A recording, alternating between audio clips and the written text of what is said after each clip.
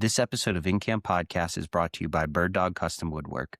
A friend of mine started a business, and his business partner and he are using premium wood materials to make some awesome products for your home. Cabinetry, benches, tables, cutting boards, and from the hunting side of things, some pretty awesome plaque mounts for tail fans. Whether it's a pheasant, a grouse, a turkey, you name it, it can go on your wall and be something that you have to preserve a memory for a long time. I actually got to take my daughter out on a really cool pheasant hunt this year. She wanted to see our bird dog do some work, and it was her first time really understanding upland hunting. So I took her out and we shot a pheasant together, and it was one of the coolest moments that we got to share. And she thought that was just one of the neatest things. And now that pheasant tail is in a Bird Dog Custom Woodwork plaque that is hanging in my podcasting suite. I really enjoy getting to see that thing every time I come down here. So you need to check these guys out. Again, it's a small business, so they have a little Etsy shop built. You can check them out at Bird Dog Custom Woodwork on Instagram. You need to go see them. Thanks a lot. All right. There is a litter announcement from @CampCo on Instagram. Brendan Payton, he's been on the podcast before. If you want to listen to his episode, it's pretty cool. He did the Pink Shuck-On project with me a while back to support cancer and upland hunting and bird dogs. So we talked all about that. But Brendan bred puppies for the first time. So he bred some Brittany Spaniels. They are American Brittany's. They're AKC registered. They passed all kinds of evaluations for their hips and elbows, no signs of dysplasia. These are, again, they're American Brittany's. So they're a little bit on the larger side for Brittany's, they're still going to be pretty slim like a Brittany is, but they are bigger boned, longer legs, and he's got some excellent pointing breeds. His dogs both have a pretty natural drive to swim and retrieve, and the parents of this litter usually range about 100 yards. They're awesome pointers. Brendan is very well versed in pheasant hunting. Some of his family own a pheasant preserve, so he gets to work dogs a lot. I think you're going to want to check this litter out. Brendan's an awesome person, and I know these are going to be awesome dogs. So check them out. I think you'll really like them if you're looking for a new dog. So again, it's @CampCo on Instagram. What's up, everyone? Welcome back to the show. You're listening to InCamp Podcast. I'm your host, Aaron Hepler. Today, I'm excited because in about T-minus 45 minutes, I'm going to be wetting a line trying to catch some crappies because I filled my spring turkey tag. Yes. Turkeys really frustrate me. And you're probably in the same boat. They probably gobble and you're like, oh, this is going to be easy. I'm going to kill one. And then you don't. And then you got to keep going. Well, I only had to hunt like 5 days this year to make it happen. So I was pretty excited. Anyway, this episode is pretty relevant to what I'm doing today because it's that late kind of mid springtime fishing season. And this episode is all about that with Zach Michaelson today. You need to check this guy out. He's got some good YouTube content. He is an ultra waterfowler, but man, he knows his multi-species angling, the ins and outs. He's really, really good at it. He's got some really good stories in here, really good tips intertwined. I think you're going to enjoy him. Check out the links in the show notes on Apple and Spotify to check him out. If you would, and I try not to do this very often, but if you would, please follow the show if you're listening. It really helps me. Please leave me a rating and a review if you have a moment. I would so much appreciate it. And go ahead and reach out to me on Instagram. I want to hear what you guys want to hear. I'm happy to find guests that you want to hear from. The people that I've had on the show, I've enjoyed talking to on my own, and most of them have been most of my own idea. So I want to hear from you. If there's somebody you want to hear from, love to have them on. So anyway, enjoy this episode. Go wet a line after you listen to it. I know everything he put in here is going to be good for you on the water. This is InCamp Podcast. Dude, I've tried to do the fancy intro thing, And I'm not really like I've got some wit, but Yeah. not during an intro. So Yeah. welcome, Zach Michaelson. What's up, dude? Hey, how's it going? Thanks for having me on here. It's a pleasure. Yeah. So, Yeah. Zach, why don't you just start by telling our guests we're having you on to talk about angling today. So tell me a little bit about yourself from that angle. so yeah, I'm born and raised from North Dakota. Been here my whole life, and I really honestly didn't fish too much. My younger years, like 15 and under, I went out with my grandpa when we'd go visit him. Yeah. They were out by Lakes Kakawea in central North Dakota, and Oh yeah. we'd walleye fish there and everything. But back home, I really didn't get out a whole lot, and if I did, it'd be like maybe twice a summer going out with my mom and dad, just fishing from shore. But and then kind of with like I was big into sports too, played college baseball, so I didn't really do a whole lot until my like probably my early 20s when I was kind of done with that and everything. And Mm, kind of just got my first boat not till I think I was 25 or 26, so I kind of got my first boat late and kind of been hitting it hard ever since though. And I had a job before whereas 4 on 4 off, and I got out a lot, and that helped out a lot too, getting out on the water and everything. So and yeah. now I have a job where it's 4 on 3 off, and I still get out a fair amount, but now with a kid and everything, that's kind of changed a little bit. But Yeah. yeah, It all cycles. It all comes out in the wash, dude. My yeah, daughter is she's 11 now, and it's cool because she's like, she's buddies with mom and she can do the things with mom, but she's yeah. been wanting to go turkey hunting. So Oh, I've been turkey hunting with her on the weekends, and she's like, it's kind of funny now because she's got like the new teenage lingo, you know?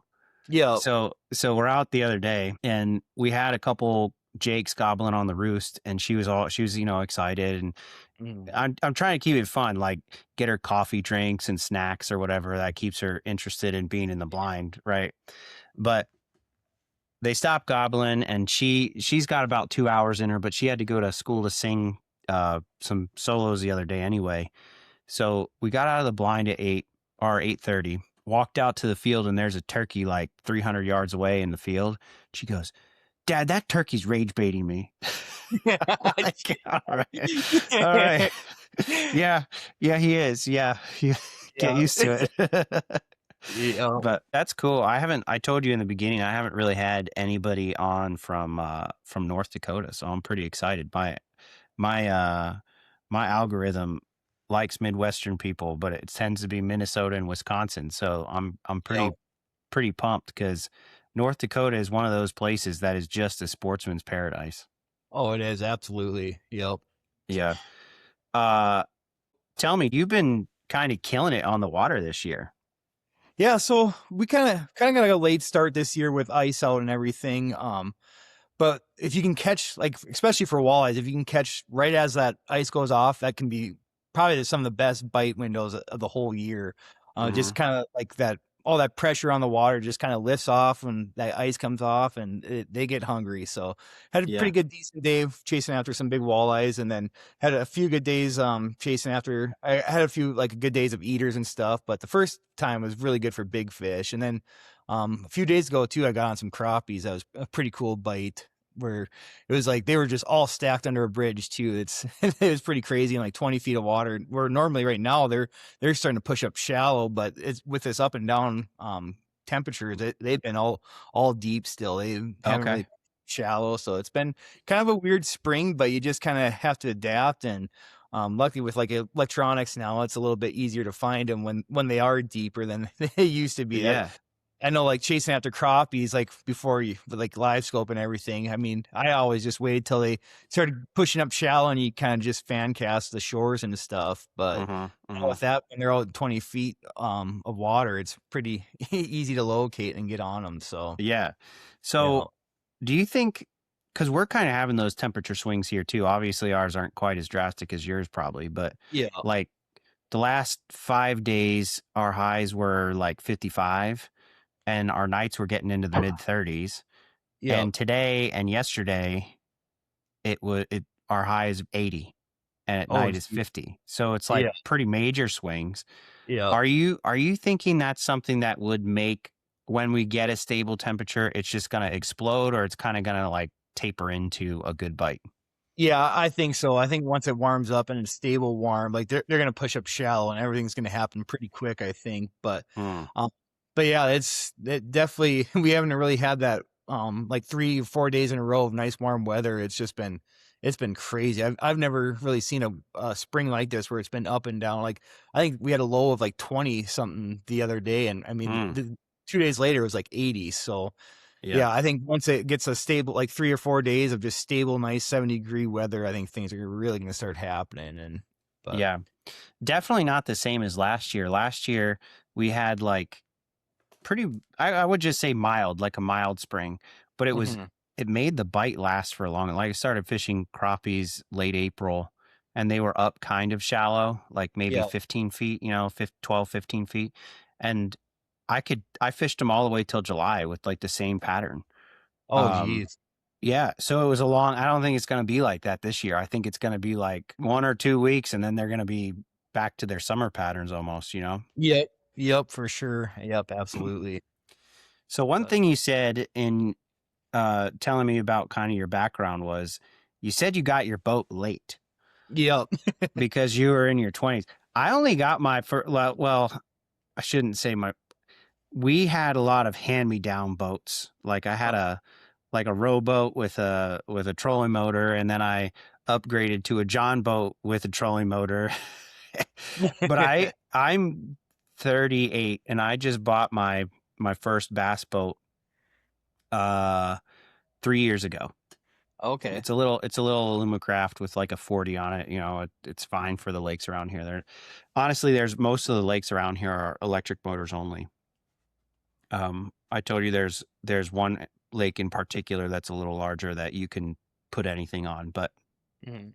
most of it's kind of small waters. But if we're talking about purchasing a boat for a young person, maybe in their late teens, early 20s, what's something that you could suggest for them if they want to pursue that multi-species angler type of thing? You know what I mean? I would say 100% like a 16-foot boat, just with like a 40 horse or something on it. Some with roller trailers too. Like I know around here, there's not a lot of boat accesses like where you have like cement padding. It's pretty much dumping off the side of the road and everything, or even going Mm, through cattails. I'm not sure what like out east what it's like, but a lot of the yeah, hidden gems around here, you have to like put into some pretty sketchy stuff. But I would yeah, say tiller. I think a tiller is a good way to go because multi-species, I like it just because of that open space. You're like sometimes you're not just fishing in the front like you would for bass fishing. Like a lot of times I'm fishing in the back too, like if I'm pitching back into some crappies. And hmm, especially down here how wind driven like our walleyes are and stuff here, it's you kind of got to fish in the back, just like if you hit spot lock and then you're fan casting towards the shore and having the wind at your back, because it's crazy how shallow they get up here.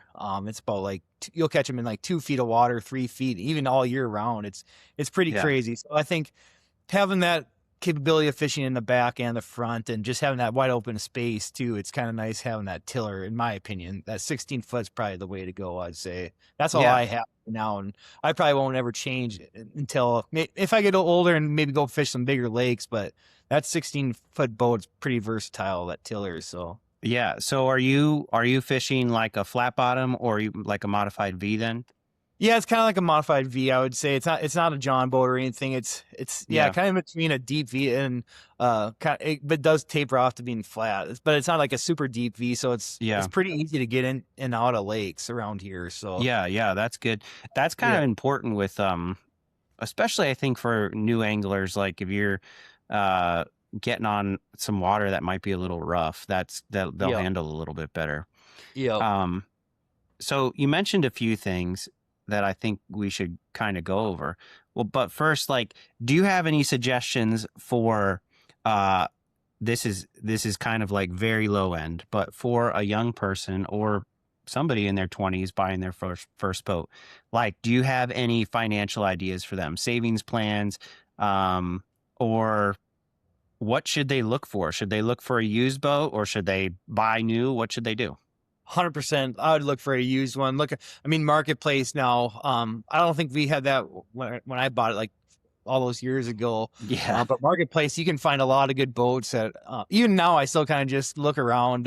Yeah. So I'm always trying to find like a hunting boat also, but I might even convert my boat I have now into a hunting one. But Yeah. I would say look at Marketplace and try to find a good used boat there for sure. I don't think I'd go right away into a new boat, because I know I beat mine up the first few years, like just like loading it on with the docks and everything. Yeah. I would definitely look into like an older boat. I think mine's a 94 or so. And I Oh, mean, okay. I would look for like those Lunds, those older Lunds. They're really, I mean, I Yeah. don't have any leaks in my boat at all. And it's like 30 some years old. So, and Oh, wow. Yeah, that's yeah, awesome. it's been used and abused too. I'm pretty tough on stuff. So if it Yeah. can, yeah, if it can outlast that. But So you were talking about spot lock, and I know what spot lock is, yeah. but do you think if somebody is super excited to get into multi-species, is that a super important tool? And can you explain Oh, what that is? that's probably the most important. I actually, before like live scoping and stuff, I got spot lock before I even purchased any like major electronics, just Mm-hmm. because I, like finding the fish was never a problem, but staying on them was always the issue. Like if you found a group of crappies that, I mean, usually you find one, there's going to be multiple. So Mm-hmm. it was always an issue with, I had an old power drive on my old power drive Minn Kota, and I had to use like a co-pilot. Well, you had to steer and everything. There was no spot lock. You always had to kind of manually maneuver your trolling motor. But with that spot lock, it's a game changer. You can just hit that spot lock and you can just move around the boat, whatever you got to do, change bait and everything. You don't get pushed off that spot, because normally they're not moving that much when it's like earlier in the year and they're up shallow. So Mm-hmm. yeah, Mm-hmm. that spot lock's probably, if anyone's like looking at spot lock or electronics, I'd definitely go with some of the spot lock for sure. Yeah. Good troll motor. You could probably, so I don't use live scope. I actually don't really even have very good electronics. I have them that work, enough, but I did just recently pick up a Garmin Striker 9 or whatever. I don't know, 7 or 9. I don't know what it is, but it's got like side imaging and down imaging or whatever. So it's pretty great for, the basics and seeing the structure and all that kind of stuff, which is what I really want. But spot lock will be probably on my list of things to get, because it is pretty key, man, especially if you're in the wind. And there's nothing, I mean, tell the people, there's nothing worse than getting on a really good bite and drifting 10 feet, right? Yeah, absolutely. Yeah. Especially You, now with like the newer spot lock. I know that the first few series they came out with, or the models, they would push you like around a little bit, but these ones now, I mean, you're not moving far at all, maybe like 5 feet off from when you hit the button. So they've came a long way with spot lock. Yeah, that is kind of a cool piece of equipment, for sure. So let's say for the new anglers that, or even for people that are looking for some kind of challenge, so in this podcast, we talk about technology a lot, because technology is not going anywhere, right? Yeah. There's cell cams and there's live scope and there's controversial thermal things, and for whatever you're using it for, all the things that people get upset about. But we do live in an age where technology is like kind of a super thing. And you and I kind of grew up where some of that stuff ruins things for us. You know what I mean? Like, in a sense, like, I kind of might take something away from it. How do you use your live scope as a tool instead of a crutch? And if you want to challenge yourself, or somebody's not using it, what would you tell them on fish behavior and how to find fish without live scope? I mean, like, so like around here, if you don't have live scope and it's early especially for like crappies and stuff, I know like structure is a big thing. Mm-hmm. Like that's pretty much all I'd wait for, early spring when they find structure. Mm-hmm. Like a good one is like rock piles. A lot of times, these farmers would just throw a bunch of rocks because the water rose a bunch, like in I'd say like early 2000s, late 90s. Yeah. Well, all these rock piles got flooded, and you'd be surprised how much those crappies hold on them rock piles. Yeah. And also too with like trees, there's sunken trees. That's one thing I didn't know with live scope. I always fished the trees that you could see that were above the water, but there's a ton that were below it. But before live scope, I would just fish those ones that were you could see sticking up out of the water, and you catch a few like it'd be pretty decent. But then now with that live scope, you could see. I mean, there's a lot more trees, and they're holding a lot more. It seems like the ones that were completely submerged, but yeah, I would just if you didn't have electronics and everything, I would just focus on structure that you could see or weed beds too. I know like in Minnesota, like or when they're spawning, there's pencil reeds or whatever, and Yeah. they're thicker on that this time of year or docks too. Docks is a one that we don't have here, but in Minnesota there's a ton. And they're Yeah. just under this, like sunbathing themselves, finding that warm water. I Yeah. think that's the key this time of year is finding that warm water and structure. That's Mm. especially for crappies. Yeah. But Yeah. So something that I learned last year about crappie. So my lake that I live on was down 7 feet last year for the drawdown, and the water is very clear. In basically into July it stays pretty clear, but I could see in April and May last year I could see about 22 feet. oh geez. Yeah. So I didn't really need any electronics because I could see them Yeah. all. So Yeah. every, people around the lake, sink Christmas trees or throw Mhm. cinder blocks or tires or whatever, make their own cribs, that kind of thing. And I could see like every little piece, you get on a crib and you could It's see the corners of it and everything. Like you're just looking through air. And crazy. I found this point that had like, I don't know, that person must have cut down multiple trees in his yard and just threw them in the lake No. and sunk them like in 14 feet, which is, Oh, yeah. it tapered up to about 5 feet. So it was like a real good area for crappies. And I mean, there were thousands of fish around these trees that you would never, 14, 15 feet, you wouldn't really know that um, if you couldn't see them or you didn't have electronics or whatever.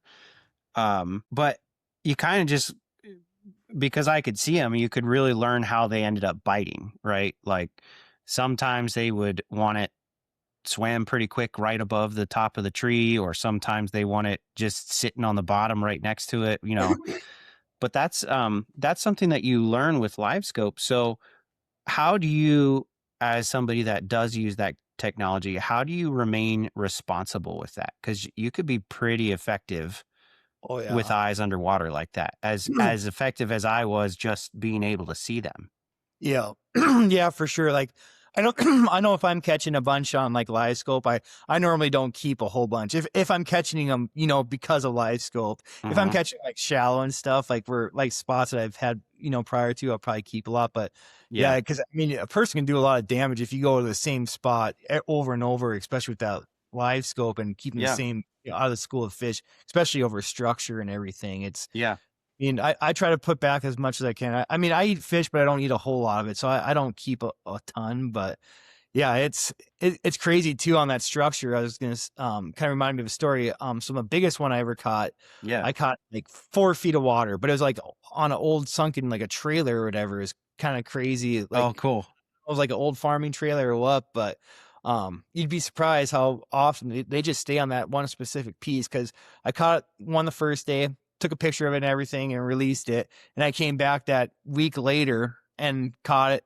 took a picture, and I noticed in the picture it had like the same kind of like marking on it, and I caught the same fish back to back weeks. So Oh, wow.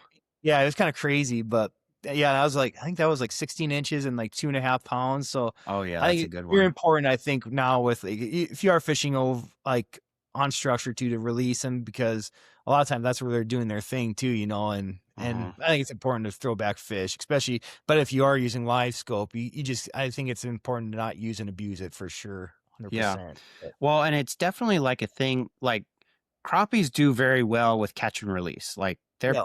you catch them, they're not bleeding, whatever. They're not gonna die. They'll be fine. Yeah. And the other thing is they proliferate really fast, Hmm. and they do really well with that. So if you're keeping like, you don't want to keep like the giant ones and you don't want to keep the real Yeah. little ones. You keep them in between, that's kind of common, whatever. But there are fish that don't really respond to it very well. And, like everybody's very concerned about muskies because they're very vulnerable to live scope, like Yeah. the kind of almost harassment's not a really good word for it, but like the incessant chasing of whatever of that muskie until he finally bites. And Yeah. then the next person goes and does that the next day and he's getting caught a handful of times in a month. That's really hard on a fish like a muskie. It is, yeah, especially for a muskie. I haven't really chased them too much often, Yeah. um, but yeah, and especially or too with like bluegills too. That's another thing where genetics is a huge thing. If you're out there beating the heck out of big bulls and stuff, like those Yeah. bulls, they're old, and you kind of want to put those back. And I know, I don't know if crappies are like if it's a lake actually with like crappies, and I mean, there's like 100, or like it's just you're seeing big schools. I'll keep a few out of there, but like a lot of these like these slough lakes that don't have big populations, but they have big crappies. I'll put Yeah. every one of those back. I don't, if Yeah. I'm catching anything over like, and they're like all over 13, 14, usually those lakes I just put back because you're not catching a whole lot, but the ones you are catching are the right ones. They're pretty big, but Yeah. if you're catching a Yeah. bunch of 10 inchers, like if there's just millions in there, then that's a good place where you can keep them. But Yeah. I think people are starting to kind of, growing up, a lot of it was like everything the light was always on bass or, walleyes or muskies for like good reasons. Obviously, those fish are tons of fun to fish for. yeah, But I think in recent years, people are kind of getting excited to chase panfish, especially like large panfish, because it's cool to see like the upper end of what that type of fish can be. You're catching 14 to 16 inch crappies, or you're catching, 15, 16, 17-inch perch or things like that. Like that's fun. What is fun about fishing for the little things for you? as far as clarify on that. Like, what do you mean, like little Well, things? so for me, like I love catching like a 10-inch bluegill. I don't know why. It excites me just as much as catching like a 20-inch smallmouth, and because you're catching like that upper end of what that fish could be. Yeah. So going out to target fish like that and just like really figuring that out, even though it's a panfish, it's Yeah. pretty fun. That's especially or like in the winter too. That's hard. Those 10-inch or bluegills in general are just hard to catch in the winter too. Like Yeah. it is fun try to catch those. They don't fight like crazy, but I think a lot of it too is probably like using a bobber like in the summer where it's just taking you back to your childhood and everything. And that's Yeah. how I mainly fish panfish is all with a bobber and stuff. Yeah. Like Yeah. that's kind of what I get a kick out of when I'm pan fishing more than anything. So Yeah. I like the numbers thing too, man. Like, that's true. Yeah.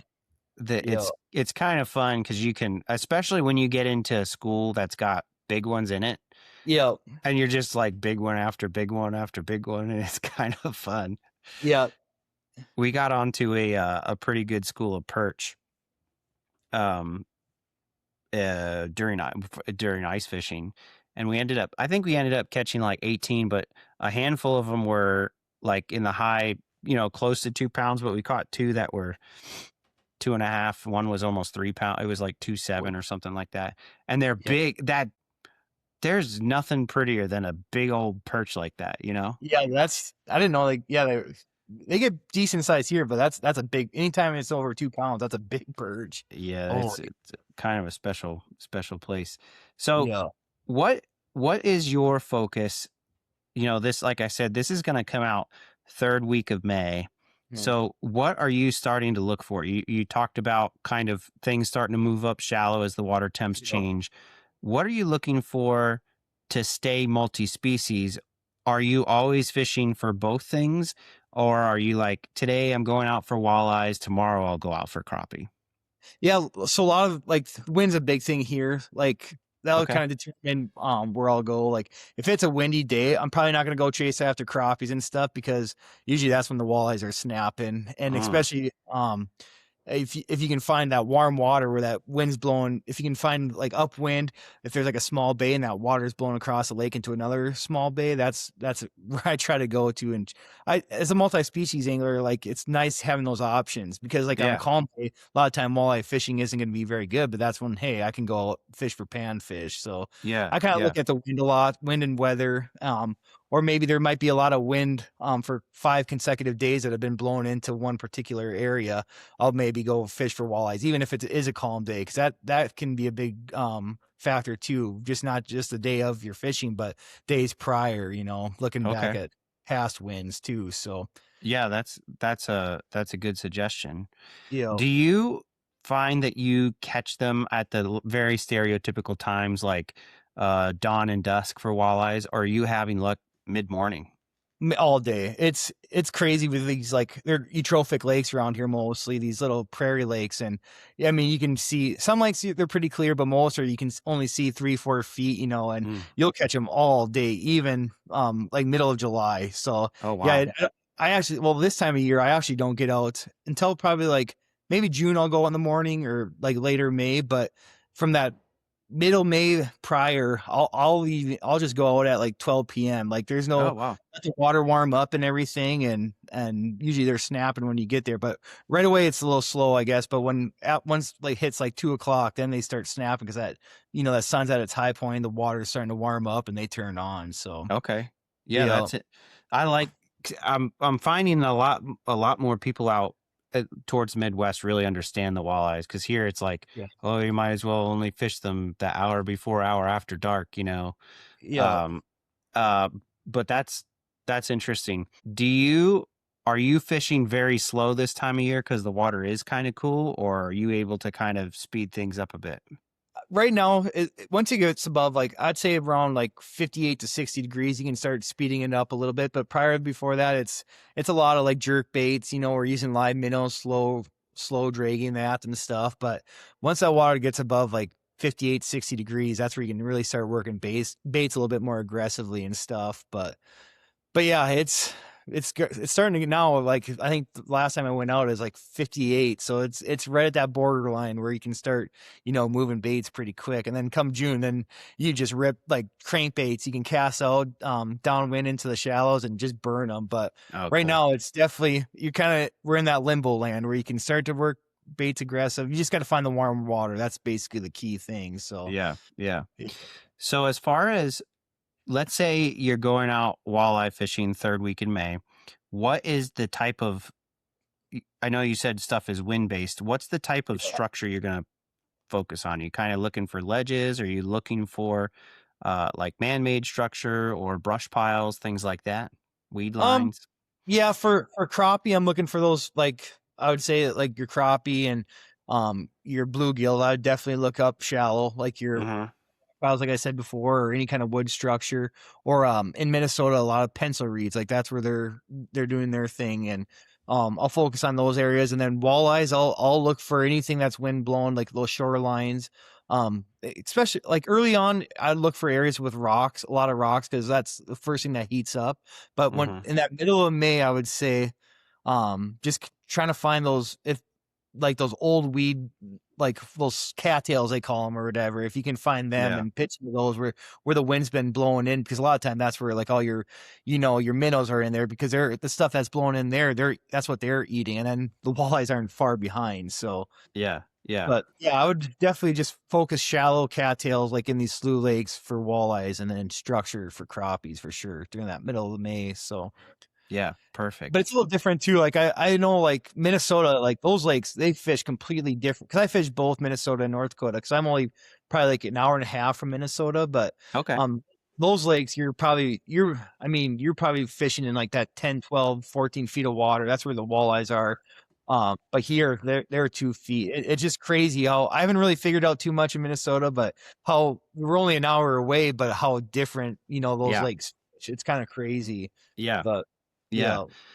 yeah. Uh, So we'll kind of keep this almost story based this part. So tell me what it's like when you are on, and maybe you can think of a story when you're on a giant school of crappie and you Mhm. got like the fish drunkies where you're just like, fish after fish. So one of my problems is like, you kind of got to give the school a little break sometime. Like, you got to stay on Yep. them Yep. for a little bit, but then sometimes you got to give them a little bit of a break. Yep. Do you For have sure. any examples to tell me about something like that, where you Yeah. kind of give them a break and come back to it? Yep. There's been times like in Minnesota where I've fished like under docks. Like, I think it'd probably been in that middle of May when I was there. They weren't quite spawning yet, but they were just trying to find that warm water. But I mean, I was beating them up pretty good underneath like the boats or whatever they had out there in docks. Like they were just there was literally hundreds of fish around these things, and you could tell after I beat on them for a while, they would kind of get a little bit skittish. And then I did go try to find like some other spots, and as soon as I came back, they'd bite again. But they would kind of get a little skittish after you caught, like 20 of them or whatever around those Mm-hmm. days.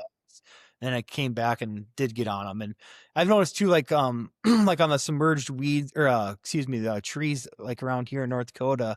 I went out first day, just absolutely hammered them, and it was crazy. I think I caught like 14 over like 14 inches or whatever, 15 Wow. inches.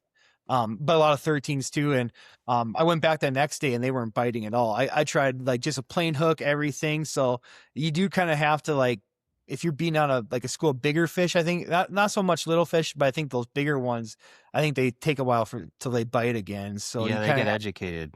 yeah, oh, the 100%. Yep. Because Yeah. even like after I beat on that first day, I went back like the next week and I caught them, but not as good as that first time. So if you can get to that tree or to any like docks the first time, that's gonna be your best for sure. The Yeah. whole Yeah. year. Yeah. Yeah. So you told me the other day you caught in the 30s for walleye. Yeah. Yeah. How do you do that, man? That's It something that won't happen in PA Yeah, it was for just sure. like yeah, it was just like the perfect storm where I had wind blowing into that roadbed for consecutive days, and the water was starting to warm up. We had actually stable weather where it was like 70 degrees for like 3 days, I'd say. It wasn't quite like 4 or 5, but I think it was 2 or 3 days of warm water or warm weather, and then that wind just blowing into that roadbed, and it was just stacked. And I think a lot of it too is because a cold front was coming the day after, and I think that's what kind of got it. It was just a perfect storm. And especially now as a kid, I try to look at the weather and time it right. Okay, when I can go out, which is going to be the best opportunity to give me a lot of fish, because I don't get out as much as I used to. But that was kind Yeah. of just a thing where, okay, I knew this spot was going to be good, and it was insane. I didn't Yeah. anticipate it being that good, but yeah, That's it was pretty cool. that's a special day. That's one Yeah, to keep in the books for sure. I saw your pictures and yeah. I was a little jealous. I'm not gonna lie. Yeah, it's cool too, because I was just out in my waders, like I wasn't even out in a boat. I was just pitching it, Oh wow. old flooded road bed, and it's kind of Yeah. cool. I didn't even use my net. I was just kind of it's kind of cool when they're just swimming around you, when you're Yeah. fighting them and everything. So Yeah. it was a pretty cool bite for sure. So weather. I know that you like wind, so I'm going to tell you a weather story. Okay. Yep. I don't live very far from New York. I'm like 4 hours from the Finger Lakes. So I can take a nice weekend trip up there, have a good time, whatever. So I don't, I think this was 2 years ago. I ended up, uh, I was fishing on Lake Oneida, and that lake those lakes they're big bowls, like they get so windy, and Yeah. most of them are kind of like, run north south. So with a northwest wind, they can get pretty choppy. But Oneida runs east west, and it was a straight. It was almost a west wind, and it was pretty strong, Yeah. but wasn't that bad. It was like 16-mile-an-hour gusts, so like 8-mile-an-hour wind, 16-mile-an-hour gust. We launched the boat, and immediately I was like, I gotta put the boat back on. I can't. I hit the boat was going all over the place, just running into the dock, and like almost smashed my hull on the cement, right? And somebody's like, "Oh, it's probably good you put that back." We're out in the middle, and there's 8-footers, and the wind's like not that bad. I'm like, "Geez." So we ended up packing up and just driving like 20 minutes to a different lake, and that lake was glass, like Crazy. no wind, right? Yeah. Had a good day fishing there. It was fun, whatever. So, what's something that you might avoid with wind in a boat like yours? Probably that, but but Yeah. what's something that you do to get out of some bad elements if you need to? go to Minnesota. Like that's like around North Dakota, we have like no trees. So it's like Yeah. they're pretty susceptible to even like a 15-mile-per-hour wind can get pretty sketchy on some big lakes. And Yeah. I mean, we have some small ones where it's doable. Like they get even in like 30 or 25-mile-per-hour winds. But if there's like 40-mile-per-hour winds, 50, I'm going to Minnesota if I can, because like those lakes, I mean, I've been out when it's been like 70-mile-per-hour, 60-mile-per-hour winds, and Hmm. some of those smaller lakes out there, it's like nothing out there just because they're so Okay. well protected. So Yeah. if I get too big of winds, either I'm going to Minnesota, or I'll fish. There's like some rivers around here we can get a boat in, and it could be pretty good too. In Yeah. these small rivers, and yeah, just North Dakota and really big wind isn't they don't really go hand in hand, especially on big water. But Yeah. Well, and it's surprising how much a 15-mile-an-hour wind on a certain lake. oh yeah, I'll get in a deer stand in 25 miles an hour, and most of the time you can find an area where like, this is fine, like whatever. So when you yeah, see it for a lake and you're like, oh, it's 15 miles an hour, it's no big yeah. deal. Some of those lakes get freaking rough. Oh, it's insane. Yeah, there's a one that's just huge. It's like probably like 2 hour, like hour and a half west of me. And it gets nasty even in 15-mile-per-hour winds. I know one day I went out in the morning and I was like, okay, this is gonna be good. The weather said it's gonna be around like 8 to 10 mile per hour winds and it'll be fine. And made a long, like probably like a 3 mile, what is long for us in North Dakota, like a 3 mile, 4 mile run in Mhm. my boat. And I got into this little bay and it was protected, and it was just it was nice in there. And then I could tell the wind was picking up. I was like, oh, and it got even just like that 50, I think it was like 18-mile-per-hour, 15-mile-per-hour winds. And I got on that big lake and I got drenched in my tiller. That's the one bad thing about a tiller.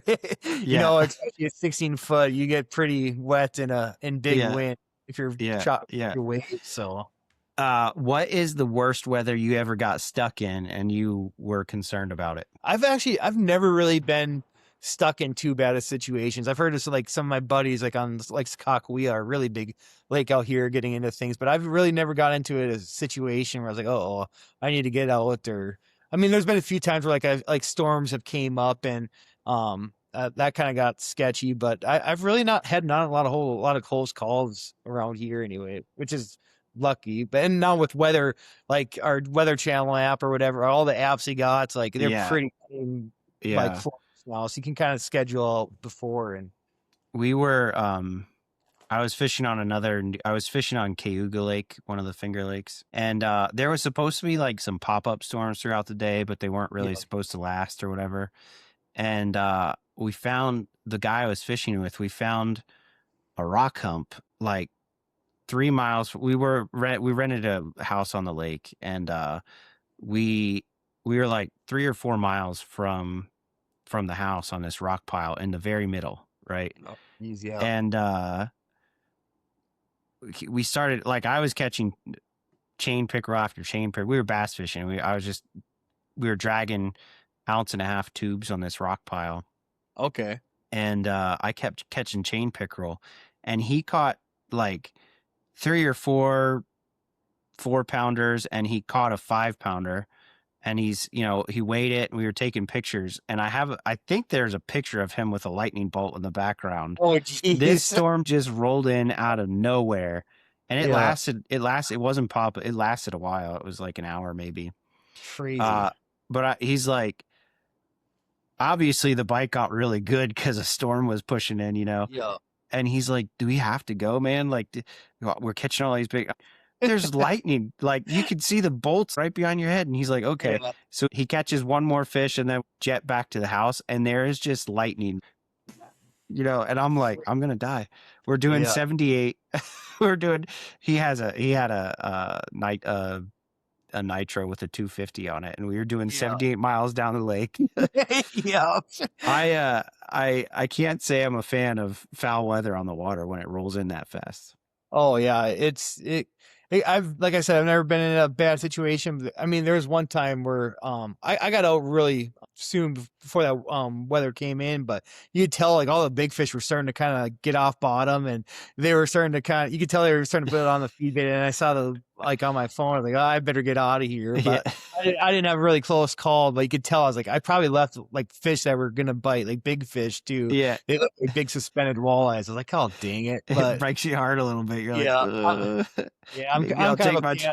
So Yeah. I don't want to deal with any of that stuff. Oh, But I am too. yeah, I was kind of mad because he was taking his time and kind of pissed that we were getting off. And I'm yeah. like I don't fish. I don't want to die. No, Like exactly. Yeah, no fish is worth that for sure. no, no. I mean, it's fun catching big ones, but of Yeah, course we went right back to that rock pile like 3 times in the next 4 days and didn't have a bite on it. But yeah. definitely had to do with something with the weather. Oh, Um, 100%. when you travel to fish, do you go anywhere other than Minnesota? Do you go up into Canada at all or anything? Um, in the winter, I go up to Canada quite a bit, like Lake Winnipeg, those greenbacks. We go up there and chase Oh them yeah. quite a bit. I've never gone to South Dakota. That's one I would like to go to, but mostly it's just North Dakota and Minnesota. I fish in the open water, anyways. But I would like to dabble a little bit more in South Dakota. I'm not too far from there. It's just I've never I don't know why I've never tried it, but I that is one place I want to try because I as far as like walleyes, like I think that's almost I think South Dakota is a little bit better than North Dakota. Like there's some Okay. you always see pictures on social media and everything, and guys are absolutely killing it. I think that's kind of a hidden secret down there, and I like to dabble in that a little bit more. But as far as traveling, I don't for open water. I probably only the farthest I go is probably like 2 3 hours. I don't go out too far crazy. Like I guess like in 2017, right after I got that boat, I went on a big trip like to northern North Dakota, about as close as you can get to Canada. And I fished all these lakes on the way up there, and I probably stopped at 5 or 6 different lakes, and that was kind of fun. And I haven't been able to do that lately, but just hitting up lakes that you've heard about or you've seen on reports and stuff that you've wanted to try, and I would like to do that again. And that was a fun trip. Learned a lot Y- on that. So Yeah, that's cool. uh, What's something that you uh m- well, we'll start with a couple things. What's something that you incessantly forget on a trip that you're like, maybe I should just keep this in my truck so I don't ever forget it again? I've forgotten my net a few times. That's kind of one that Oh, that kind of stinks, but I mean it's doable. But I'm usually pretty prepared. I write on my notes kind of what I need. Ever since that kind of happened, I've also forgotten my auger going out ice fishing. So ever oh. since that wasn't the case, but as far as that, I keep a pretty good list now of what I need because I sometimes I am pretty forgetful. But Yeah, I'm kind of the same way. Like I'll yeah, make a gear.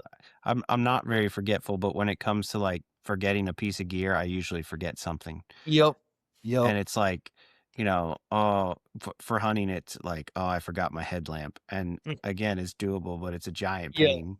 Yep, yeah, and I'm waiting for the day after. Like I haven't forgot my live scope yet, but like I'm not totally lenient on just that. But I mean, it would be kind of fun to forget it sometimes. Sometimes my neck gets so sore because you're just looking at it. Like it'd be nice to go back to before live scope, and just kind of fish. I mean, there is times too, like when I shore fish where I don't use it at all, but. In a boat, I mean, I've only had it for a few years. I kind of want to dial that in, so it's but I think there will be probably a time where I forget my live scope, maybe once, but Yeah. I've, yeah, thankfully, like I said, I live in this lake or whatever. So the lake's only, 3 minutes from my house, but, yeah. I forgot my boat keys a handful of times. Ooh, yeah, that would be a tough one. I'm like, man, when I take this to a lake that's not 3 minutes away, if I forget Yeah. my boat keys, I'm gonna be pissed. So there's a set of boat keys in my truck. Oh, yep.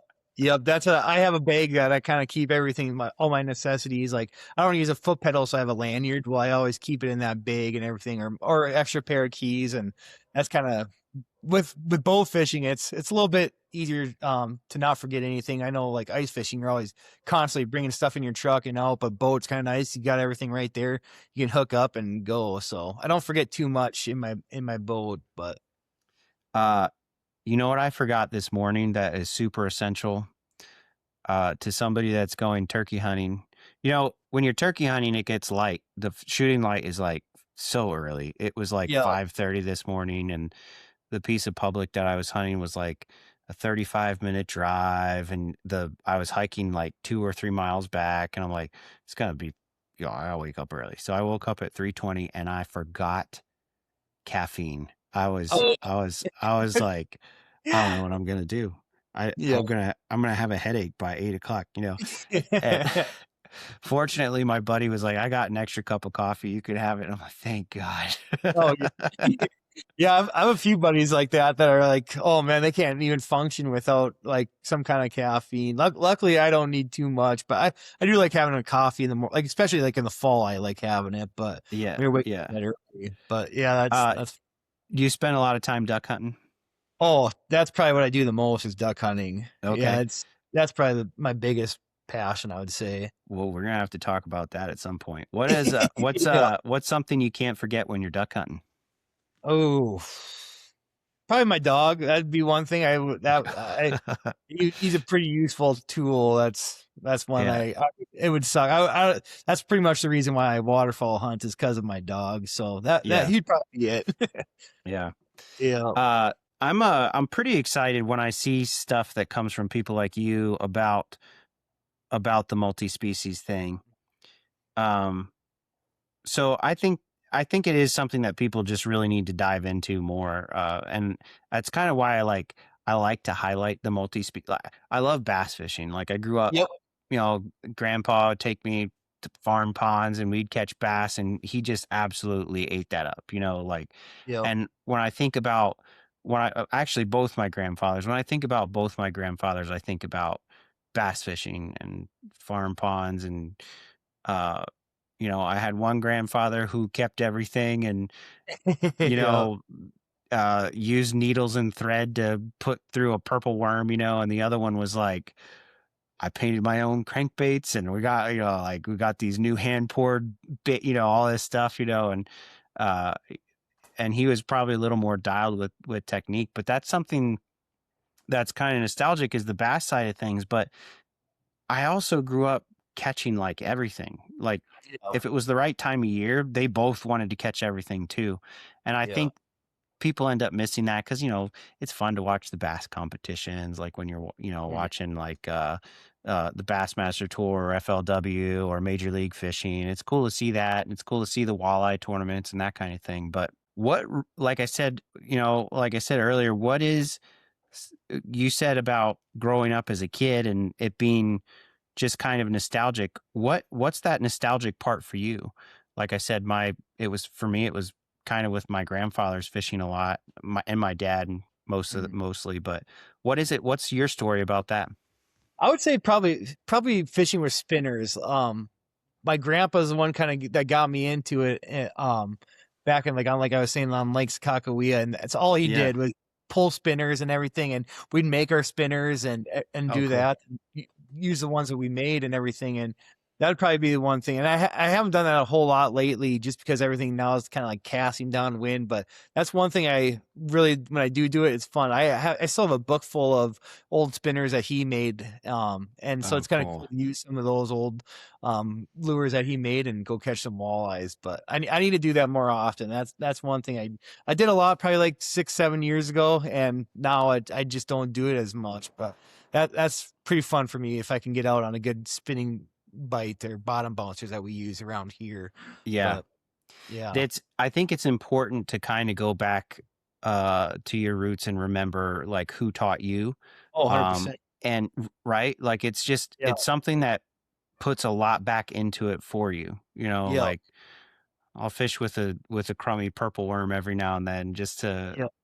I mean, I probably sometimes only take one or two casts and I'm like, all right. Yeah, But, yeah. you know, thinking back to those times is something that's really important when we're on the water. So for you, you have how many kids do you have? Yep. You have one. I have one too. What's something that you hope to pass on to your child? Oh, probably making spinners. I'd probably be up there, doing that, and then probably like bluegill fishing. Back in Minnesota, my parents got a lake over there that's probably like an hour and a half away, and that's how I grew up. That's probably the first thing I did was catch a bluegill under a dock, you know. So, Yeah. my mom's cousin's husband, he bought us her first rod. So, kind of looking forward to using that. It's like just like a little 4 foot camel rod, and hopefully she gets into it. But yeah, that's Yeah. maybe that catching bluegills or using the spinners that my grandpa made. That'd probably be kind of cool. Yeah. It's funny kind of how kids take to this stuff. My daughter likes to fish, but last year was actually, like I said, she's 11.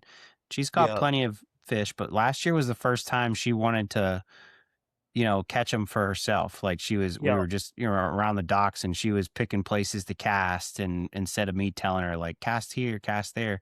And it made Yeah. it more interesting for her at this age, uh, when Uncle Ben, she has an Uncle Ben, when Uncle Ben catches one and he's like, reel it in. She's like, yeah, this is cool, but I'm 11 now, Uncle Ben, like, Yeah. Yeah. Yeah, we were, I'm a little ways away with ours. She's only 1, so but yeah, yeah, she just turned 1, so very cool, man. yeah. Uh, What's something that you keep? Do you have a lot of people in your family and friends that fish? And what's something that you keep as a tradition with them? I actually my dad, he never really got into it a whole lot, and I really don't have a whole lot of a family that fish. Some like my cousins I'll go out with a few times. Uh-huh. But I do have a few friends. Like one of my like top fishing partners, he's about like 70 years old, and I get out with him quite a bit, and he's always Cool. fun to fish with. But Yeah. yeah, he's one. Then I have a few buddies like that got me into fishing a lot. Like in college, I'll head up there. He goes up to Devil's Lake, and I'll meet him, and that can be pretty fun too. But like no, now with like I do a lot of YouTube stuff too now, where it's a lot. I'm fishing by myself, so that's kind of the one stinky thing about, and especially with my boat, it's a smaller boat, so there's pretty much only room for one person. Get 3 people in there, it's not as fun, but Yeah. with Yeah. casting and everything, but yeah, Yeah. but ice fishing's that's where I do most of my like a lot of friends and family will head out and just do that just because it's Oh, easier and you cool. can fit more people. But boat Yeah. fishing, it gets to be a little bit tough when I get out Yeah. with a lot of people. But Yeah. We end up doing my parents live near a pretty good stretch of trout stream, and PA does like they have a pretty good stocking program, and like the state will put out fish, but then so do gun clubs, so really, they get a lot of fish in their stretch, especially this year. It's like yeah. more than I've ever seen. But they end up doing like we moved there when I was in this house when I was 12, and we were homeschooled, so we would watch for the stocking trucks to come and be Oh like, yeah. oh, we run down the creek, put all these fish in, and like know where the holes were, and we would always have people up for the opener, and every weekend kids were up, fishing at my parents' house. But we'd always have people for the opener. It was a real big deal, and that's something we still do now. And my brother does a pretty good job. He makes a pretty big production of it, and it's a lot of fun. They make chicken and waffles for brunch, and like everybody's come back to the house, and there's probably usually this year I didn't get to go. I had to work, but usually there's 10 or 15 people at the house, and Hmm. it's a lot of fun, man. And that's something that's cool about these fishing kind of things, whether it's like you said, is something where you can get a lot of people together for ice fishing. That's a really good Yeah. kind of event that you can spin around fishing, and it's kind of, I think, just like going back to your roots and fishing with your spinner baits, I think that's kind of Yeah. important because introducing people to it, sharing. I get pretty excited when I get to talk to people like you because we're excited about the same things. And, Yeah. kind of building the network is really a good idea with all the stuff that we have going on, like all these bills coming out to ruin public, sell off public lands or whatever. Like, it's getting like for me to go out of state hunting, it's not that easy, man. Like uh, for anybody, right? If you're a Yeah. non-resident in a state, like you either got to buy a ton of points or if you got cash, you can do it, right? Yeah. 100%. And it's not a rich man sport completely yet, but it's going that direction. Yeah. And I don't think fishing's there. It'd be pretty hard to do that with fishing, but Yeah. that would be, I think it's important that we got ranks in it no matter Mhm. what. Yep. Absolutely. What's what's an influence that you're doing like the YouTube stuff? What is something that you would like to be able to make a difference in with the platform that you have? Oh, that's a good question. I think probably the multi-species thing. I think like I know like bass fishing up here, that's not really a popular thing, and it stinks like those ones don't do very well on my channel, so I don't do it a whole lot. But smallmouth fishing is probably one of my favorite things to do, and we Yeah. have a lake just right by us that I mean it. like they get pretty big. They're like 6 pounds, which is Oh big for yeah. here, I guess. And Yeah. that's one thing I'd like to get people to be more multi-species, and like especially North Dakota, it's basically just walleye fishermen and perch in the winter. Like that's basically the two things that they only chase. But I mean, bass Yeah. fishing, it is fun, and pike too. That's another thing. Pike kind of get a bad Mm, rep, even though it's a state fish. A lot of people just hate it, but I mean, if if like for me, I'm always one if I'm targeting after and I can catch him and have success, that's fun to me. Like yeah. it kind of stinks when you're catching walleyes and you accidentally get a northern or a pike or whatever, and that kind of stinks. But when you're targeting something, that's always a kick for me. And then you're finally finding them. But yeah, Yeah. pike fishing and probably and smallmouth fishing for me around here. That's one thing I'd like to get people on. I think because Yeah, that's they are cool. a blast, and largemouths too. I do chase them a fair amount. We don't have a whole lot of largemouth lakes around here. Minnesota has a ton. Minnesota, that's pretty Yeah. popular, but Yeah. around Yeah. North Dakota, man, there's not a whole lot of like multi-species guys. It's just Yeah. Perch basically and one. walleye. Yeah. Yeah. I I love largemouth fishing, but I love smallmouth fishing more. Yep. But That's we my don't favorite. PA doesn't have a lot of smallmouth. We Oh, don't really? No, not really. You kinda I mean, there's some smallmouth lakes in like some of the rivers and like the Susquehanna rivers in Pennsylvania, and it's kind of one of the best smallmouth fisheries towards the East Coast or whatever. Or Hmm. I shouldn't say the best. It's a very good one, especially for PA. Okay. But we don't have a lot of lakes that have smallmouth. Like I said, well, a lot of our lakes are very warm. Crazy.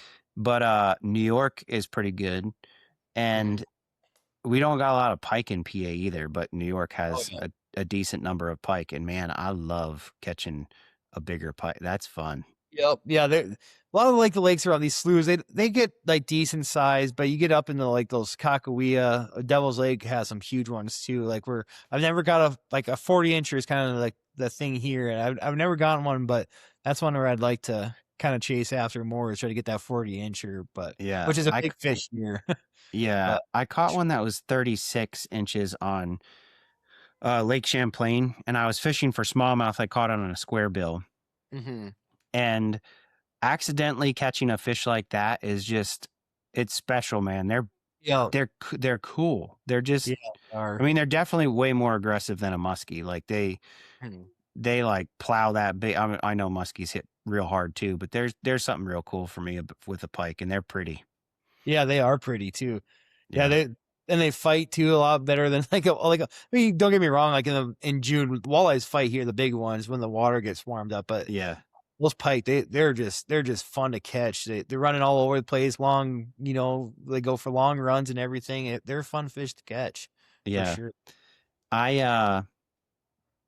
I I just I most people get annoyed with pike here too, but man, I love it. I still watch it pretty often. There's a pike fishing competition show on YouTube.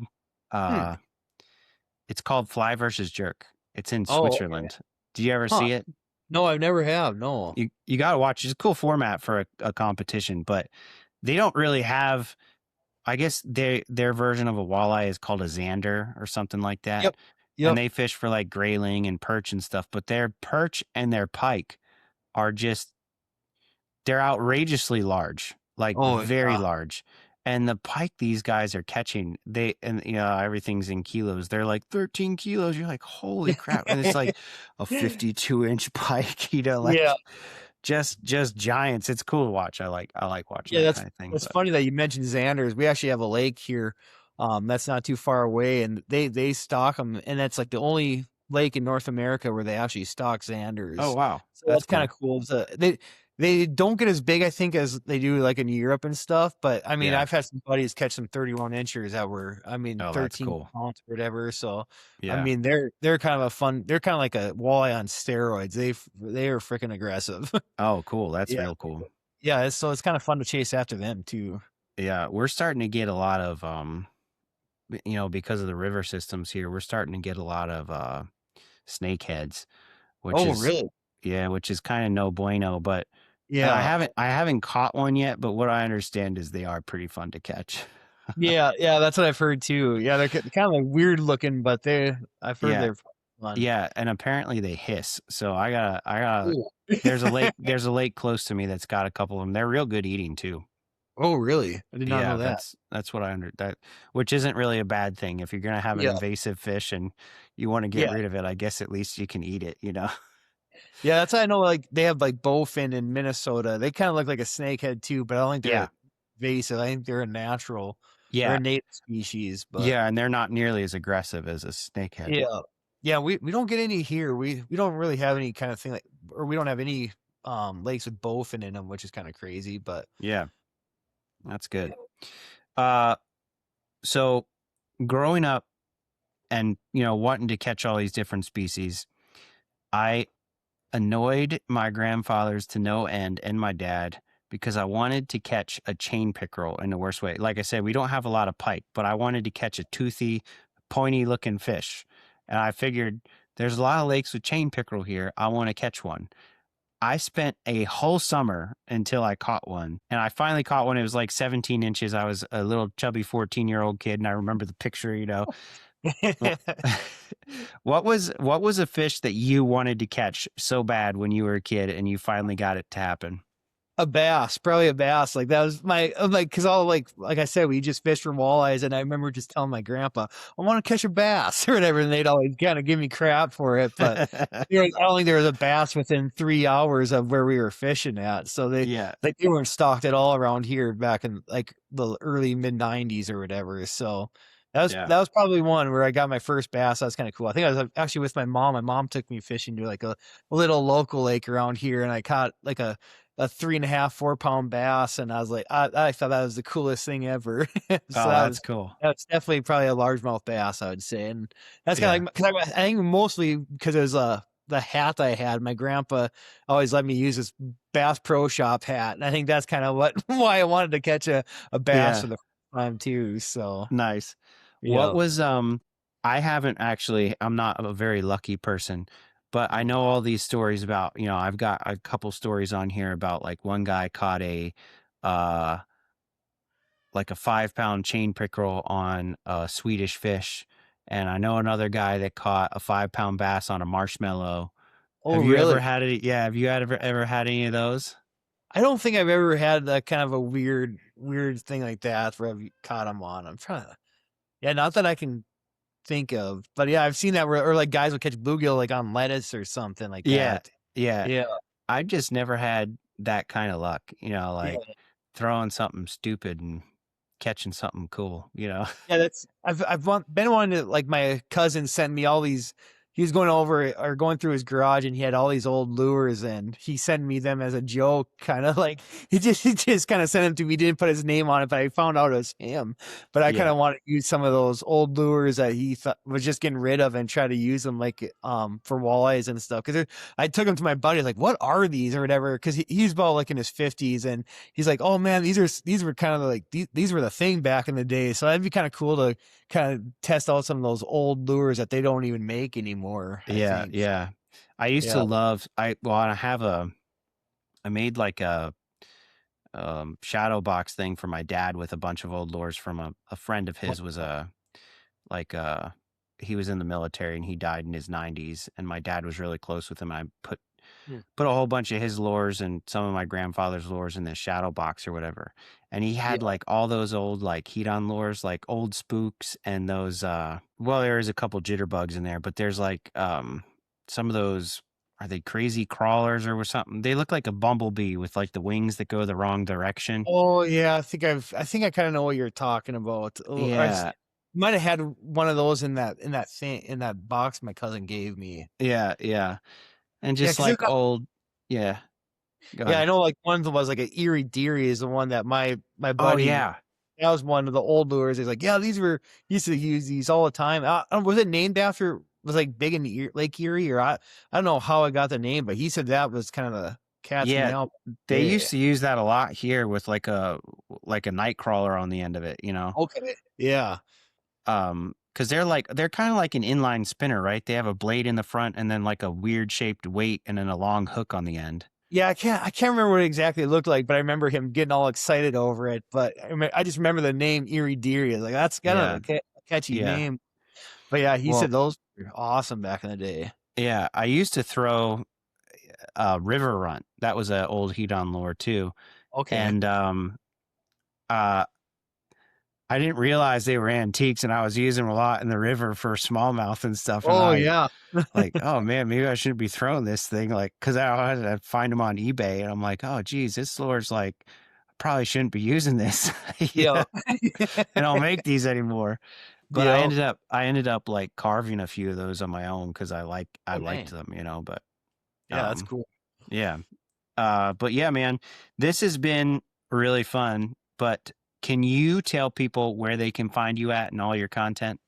Yeah, so my YouTube is just Zach Michaelson. And then my Instagram, I think it's ZMikey_08 or whatever. So yeah, those are the big platforms that I use. I don't really use anything else, but those are the two. But yeah, Cool. just YouTube and Instagram. So Awesome.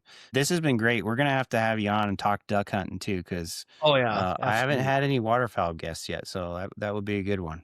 Oh yeah, yep. We got a bunch of that here. That's North Dakota does not have any shortage of that. So Yeah, for yeah, sure. that'd be exciting. Thanks so much. I appreciate it. Yeah, appreciate it. Thanks for having me. Yeah, man. Well, that's a wrap, InCamp. Thanks so much for tuning in this week to InCamp Podcast. I really enjoyed having Zach on. And he's just one of those kind of people that you start talking to him and you automatically know this guy knows what he's talking about. And I am really going to enjoy this. So I think you guys all got something out of that. I know I did. And I hopefully am going to prove it in a couple minutes with some pictures of the fish that I catch today. The piles and piles and piles that are in my daydreams.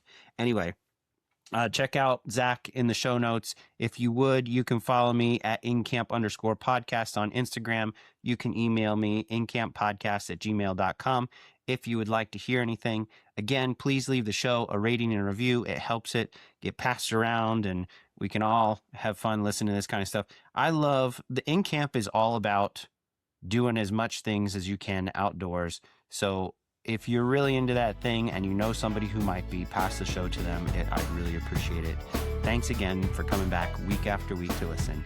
This is InCamp Podcast.